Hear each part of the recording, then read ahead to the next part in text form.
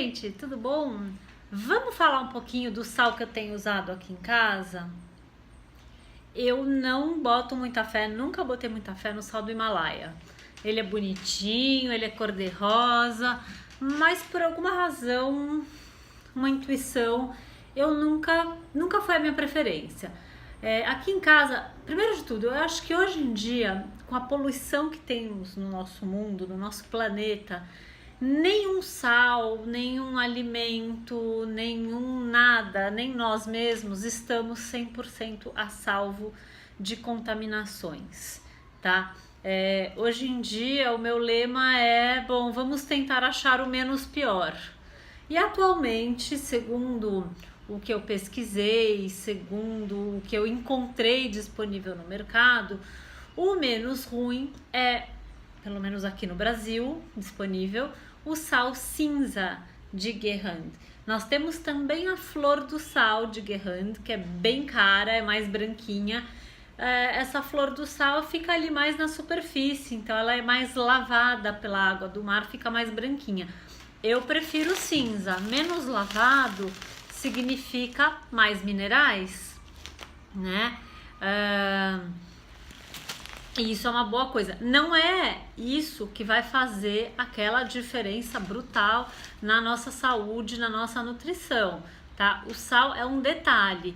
E na verdade, como disse o Dr. Souto uma vez, é muito mais importante a gente escolher o sal pelo que ele não contém, pelo que ele não foi adicionado, do que pelo que ele contém, porque os minerais contidos nesses sais todos especiais, os refinados, brutos, ou o que seja, são quantidades muito pequenas.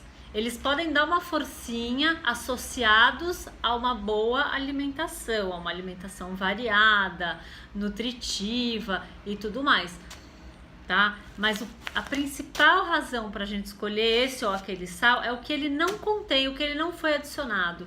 A maioria dos sais comerciais contém antiumectante, que é para ele não ficar molhadinho. Vocês podem ver, ó, esse sal, eu não sei se dá para ver pelo vídeo, ele é até meio grudento, aqui a embalagem fica úmida, tá? Isso é uma propriedade natural do sal, ele retém muita umidade. E aí vem, bom, tô mostrando esse é o sal de Guerande, tá? Então, o sal cinza de Guerande, que é o que eu uso no meu dia a dia aqui em casa. Essa é a embalagem pela qual ele ficou conhecido aqui no Brasil. Só que agora, o nosso governo, que não tem mais nada com que se preocupar, resolveu dizer que os importadores precisam adicionar iodo a esse sal. Eles esqueceram que esse sal, por não ser refinado, contém iodo naturalmente. E também esqueceram de ensinar as pessoas que existem algumas outras boas fontes de iodo na nossa alimentação. Fontes pouco conhecidas do grande público, como por exemplo um caldo de peixe feito com a cabeça do peixe, algas, coisas não tão populares aqui na nossa cultura alimentar, mas que podem ser uma excelente fonte de iodo, tá? Então eles decidiram que os importadores iam ter que ter mais trabalho e iam ter que adicionar iodo a esse sal. Ofende o sal? Não, não ofende, podem continuar consumindo normalmente. Então agora o importador desse sal, ele está importando o sal em pacotes maiores, né? Assim, meio que por atacado. Chegando aqui, ele faz a adição do iodo que o governo exige e tá embalando numa embalagem traduzida, abrasileirada. Também exigência da nossa legislação. Paciência. A grande dúvida de todo mundo é como usar esse sal tão molhado, né? Primeiro, ele é muito molhado. Segundo, ele vem, não sei se vocês conseguem ver aqui pelo pacote, ele é mais grossinho, ele não é tão grosso quanto aquele sal grosso de churrasco, mas ele é grosso de uma maneira que não vai ficar tão agradável de mastigar essas pedrinhas. Então vamos lá, vou dar algumas dicas para usar esse sal. Quando você está cozinhando alguma coisa no líquido, então, por exemplo, um arroz que leva água, feijão que tem o caldo, enfim, pratos com molho, pratos molhados, tá? Mesmo que o resultado final seja mais sequinho, como é o caso do arroz. Você pode jogar esse sal direto no líquido do cozimento, ele dilui, né? É uma propriedade de sal, de qualquer sal. O sal se dilui em água, tá bom? Ele não se dilui no óleo muito, mas na água ele se dilui. Então, nesse caso, não se preocupem em moer o sal. Agora, a gente às vezes quer uma salada, quer finalizar um prato, quer colocar um pouquinho mais de sal no nosso prato, né? Então a gente precisa dele mais fininho.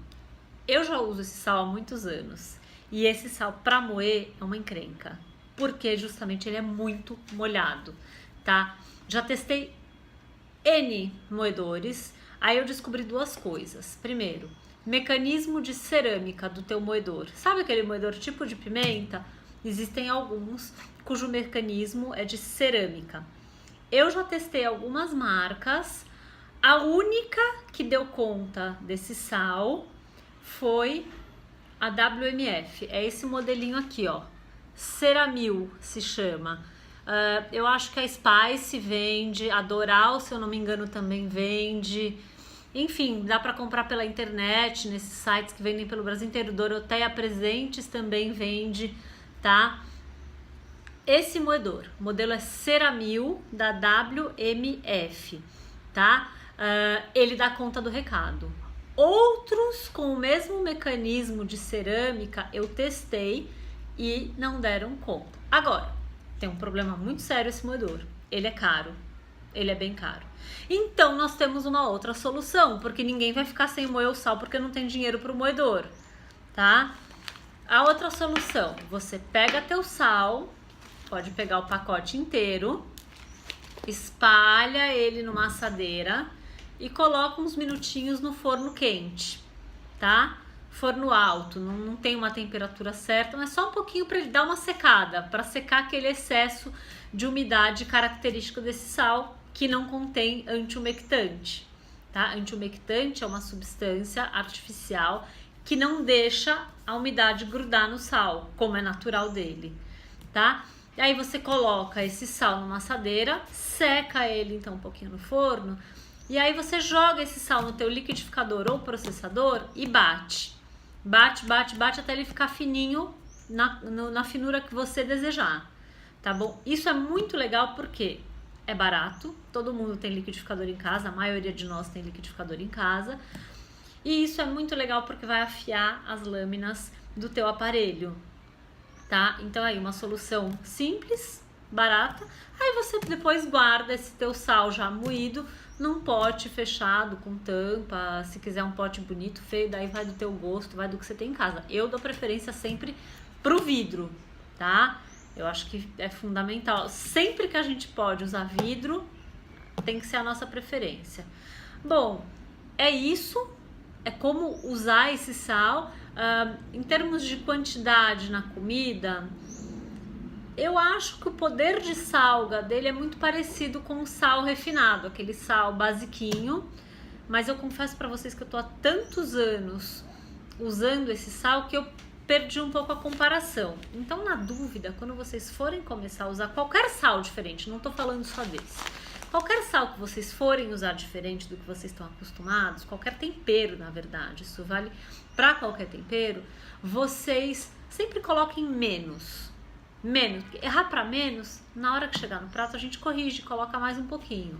O duro é errar para mais, se a comida ficar intragável, ficar salgada demais, é muito mais difícil de consertar, né? Se bem que a minha mãe dizia um truque, assim, que qualquer comida que fica muito salgada, você joga uma ou duas batatas ali dentro, que a batata chupa o sal. Não sei a ciência disso, mas isso mãe fala, vovó fala, a gente não sabe.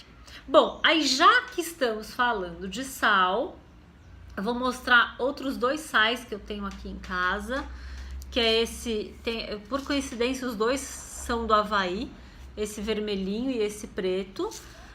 Sinceramente não sinto uma diferença brutal no sabor que eles dão para a comida, mas eu acho eles muito charmosos para finalizar um prato mais bonito. Quem segue o meu Instagram, P. Feldman, já deve ter visto uns pratos que eu faço mais incrementadinhos, mais bonitinhos, que dá um charminho a mais, né?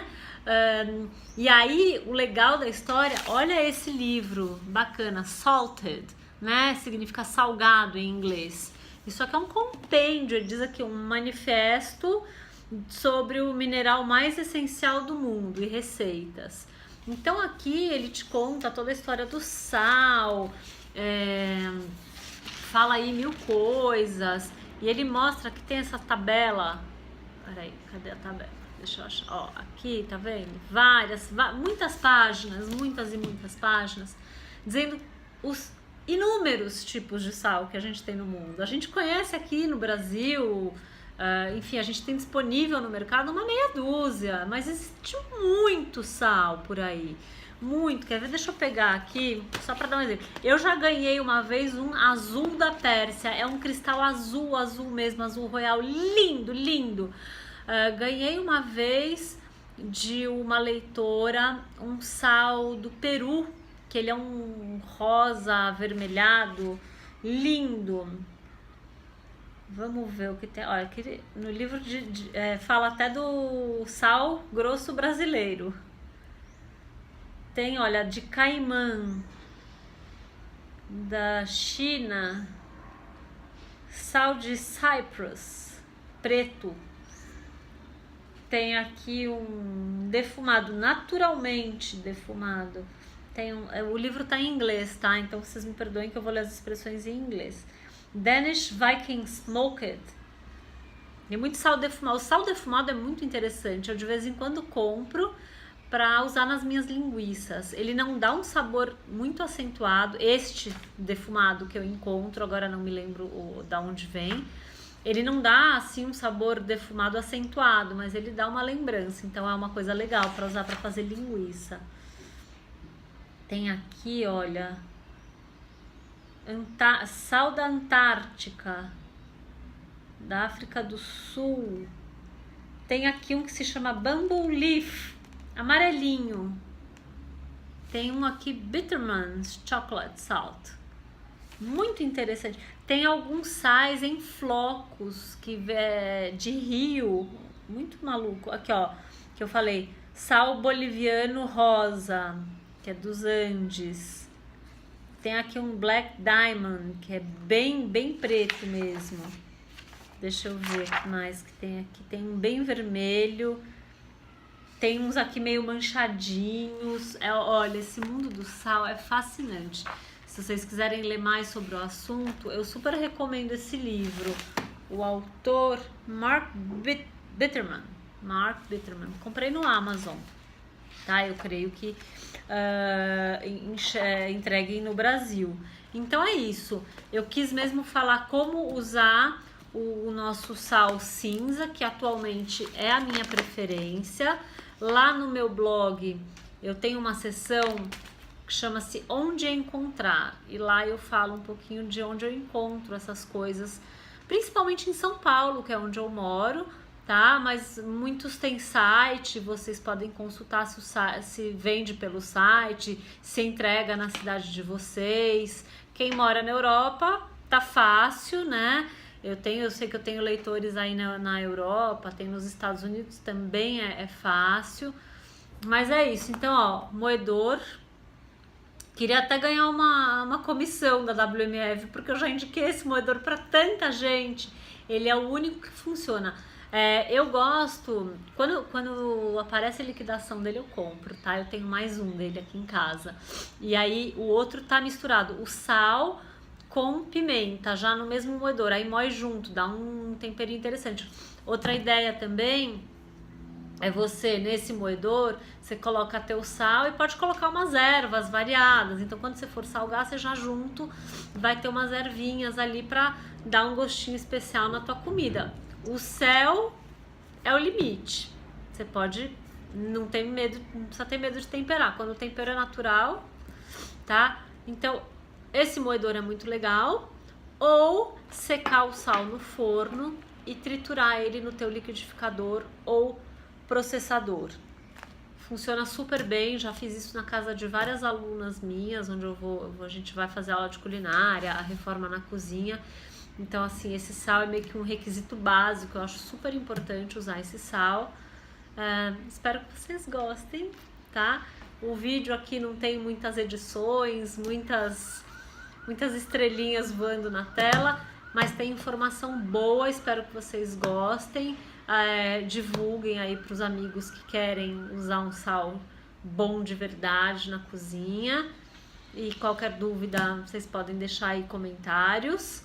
Estou sempre à disposição, tento responder o mais rápido possível. E lá no meu blog, o pati.feldman.com.br, vocês vão encontrar vários textos sobre sal, sais em geral. Tem sobre esse sal, que é o que eu uso no meu dia a dia, e tem sobre sal em geral, os benefícios, os malefícios, os cuidados na hora de comprar, como usar, enfim. E como usar, vamos combinar? Gosto do freguês, tá? Se você gosta da tua comida mais salgada, salgue mais.